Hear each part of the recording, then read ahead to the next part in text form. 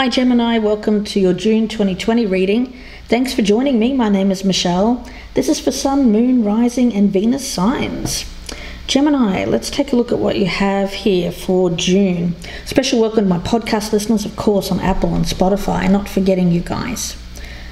For you in June, now I have to put this out there, it may be you, it could read as someone around you, or if you're cross-watching, this could be a Gemini that you're dealing with. So I just wanted to put that out there. It's not a particularly flattering portrait, that's why I want to put that out there. The feeling that I'm getting around this as a whole is one of taking a risk in order to get what you want. Will it pay off? Well, let's have a look. It seems like it might. You know, for you, I've got you here as Hebe, play. Now, this energy is the goddess of youth. She was the cupbearer for the gods, and she served them ambrosia, the food of the gods. She drew Ares's baths. She was the attendant of Aphrodite. She helped Hera into her chariot. And we do have the chariot card here as well. So there's an energy around this of youthful play, and very attractive energy too, I might add here, Gemini. Now, the feeling around you as a whole, again, this may not be you, it could resonate as someone around you, is one of strategy, and you feel that taking this risk is going to pay off for you long term. Now, it just might. Right in the center, I've got the Seven of Cups. So there's a feeling around this of having choices. You may have several choices, you may just have two. But I do think for you, you're at this crossroads in your life where you're trying to get to your happiness, trying to get to that happy place, happy families. I feel for you, I'm speaking to a lot of Geminis here who may have, they may be looking to have a family, or they may already have a kind of a ready-made family there, and wanting someone to step in and be a part of that family. That's for some of you, not all of you. Now, what I'm getting around this is that there is someone around you who you've been very playful with. It may have been more of a casual kind of thing. I do get the Page of Swords and the Seven of Swords, and that feels to me, it feels to me like something new. But I'm also getting an energy around this with this fox. I see the fox in this picture, and I see this card of strategy is the red fox, the kitsune, Japanese origin. And it's the trickster. It's someone who plots. It's someone who has a plan. It's quite cunning and a little bit devious there in order to get what they want. Not always a bad thing. You know, sometimes we have to be that way in order to get what we want. So I do think that there's been something here, some behind the scenes action that you're doing here, perhaps creating an energy of many different choices in order to get this happiness, this happy place, this Four of Wands, the Sun and the Lovers, where it's everything harmony, balance, beauty, a beautiful life with what you want. And I do think some of you may have a child. That's just some of you. Now, there has been an energy around you of lack, of not having what you want. There may even be associated financial problems for some. And as a result of that, you have been looking at your various options, and with the Magician card, trying to work out ways in which you can overcome this to get ahead. And you've come up with this strategy which involves a risk. It's a risky move, but you feel like in order for things to pay off, you have to take risks. That's your feeling. So again, not necessarily a bad energy. I don't want to put this out and say, oh, this is bad for someone to be doing this. It's just that I feel that you have a lot of determination, a lot of focus, and a lot of power in terms of this goal that you've set for yourself, and perhaps a dependent for some of you. Now the Page of Swords, I get that as kind of a playful energy, banter, curiosity, trying. I do think that you have had some irons in the fire, and for you, nothing's been paying off. So you're kind of stepping up you're stepping up your game here, so to speak, Gemini, and you're thinking to yourself, well, what can I do? What strategy can I devise here in order to get to this happy ending? And for you, it involves taking this risk. With the Magician and taking risk, it tells me that you have the talent, you have the ability to pull this off. I do feel that. It's just dependent on this person that's been around you. Now, I want to pull out some Lenormand cards before we go any further, so we can get some more information. I'm going to start with the Chariot card. So Gemini, again, may not be you, but I get this playful kind of energy, but the play feels to me like it's part of the strategy. Being very playful, having kind of more of a youthful vibe, something very attractive to another person. But I get behind the scenes, you're actually a very smart individual, Gemini, and I get you as someone who has a strategy going forward with someone in order to get this positive outcome. And I do think for some of you there is a struggle involving some money and wanting to improve some circumstances. And this person may have been reticent or may have been not forthcoming in that area. So let's take a look at the Chariot. We've got the Key, yeah. There's a feeling around this of opening up possibilities. The Chariot feels to me like you have this purpose. You have this drive, this goal, this ambition. And Gemini's with an ambition, I mean, watch out. Very strong, determined energy. And you may have had a couple of different paths to go down. I do see that Seven of Cups right in the center.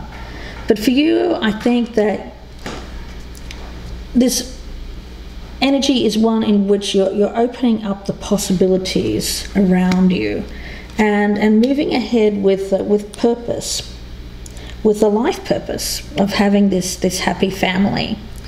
Now the Page of Swords, we have the Tower. So I do think that this is the situation currently where we're just coming out of that lockdown, and I think that the communication has been somewhat blocked in the past around this person, or you may have even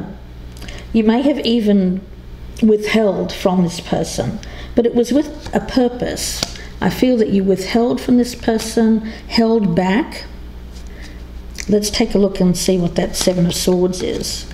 Okay, but now we have, yes, that was part of the strategy. We have Seven of Swords and the birds. So there was a lot of communication with this individual for a time, but then I think that you may have, I don't think you blocked them, or some of you may have, but I think that you either cut off the communication, or it was less than that. It's just that you tapered it off. You put yourself on this higher level here with the Tower, which made it hard for this person to get to you, which of course I think just attracted them more, to be honest.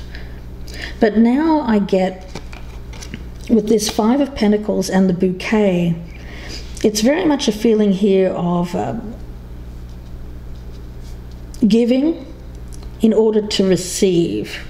The Five of Pentacles, I feel in your case, has to do with a lack of finances, or just wanting something more. So I feel that for you, I get that you're opening up the possibilities and you're starting to communicate again because of this financial issue. Now the Seven of Cups right in the center, we have the Bear. Now I get this as quite a power move. I get it as you having the power here, or trying to take back the power. So if this was a situation where you felt like the other person wanted the power, I get that you may have blocked them, stopped communicating with them, but now you'll want to ramp that back up again. But this time you're the powerful one, because this person, you may have rejected them. They may have felt like they needed to come rushing back in here, Gemini, with this bouquet of flowers and saying, no, please take me, please don't block me, please communicate with me. You know, it's that kind of come here, go away, kind of push-pull energy that I'm getting around you, Gemini. And it is a power play with that Bear card. It's an illusion, though. We have the Magician with the ship. So this tells me that this energy here of you having a strategy to move this forward, this has been part of it. Let's have a look at the Lovers. We've got the cross there. So you do feel that this is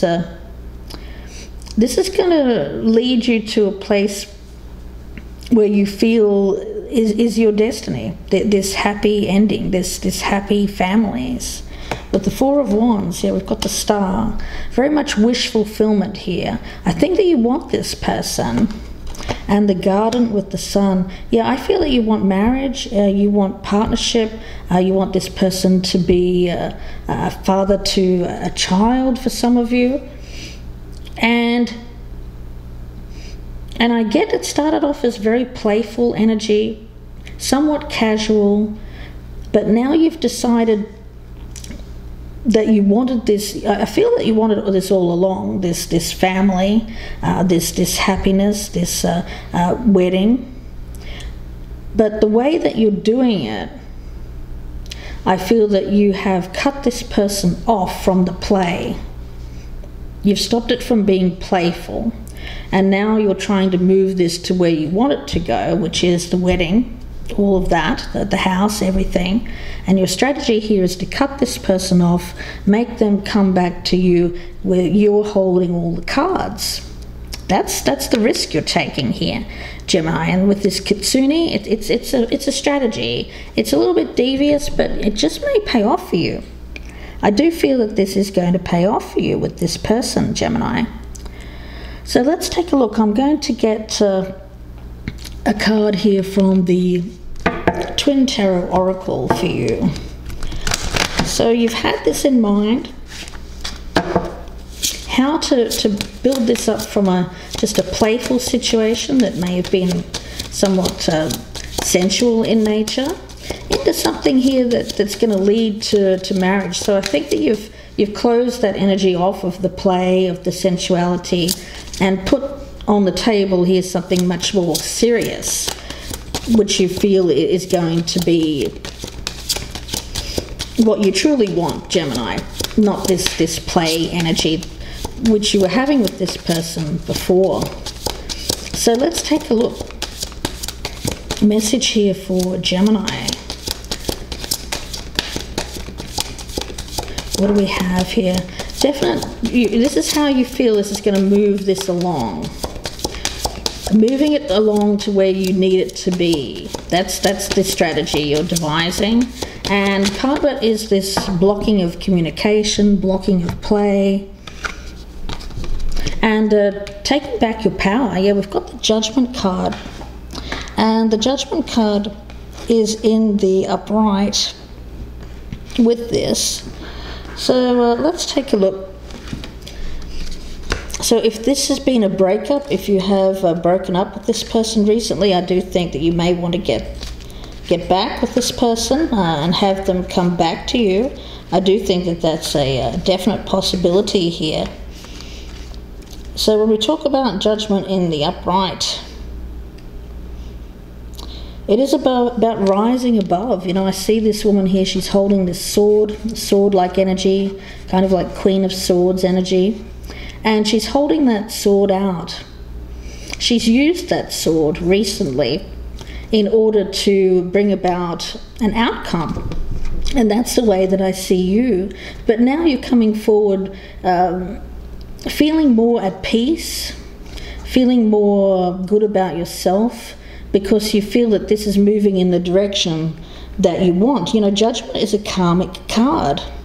It's all about resurrection, something being resurrected, karma. I do think you think this relationship is a karmic relationship.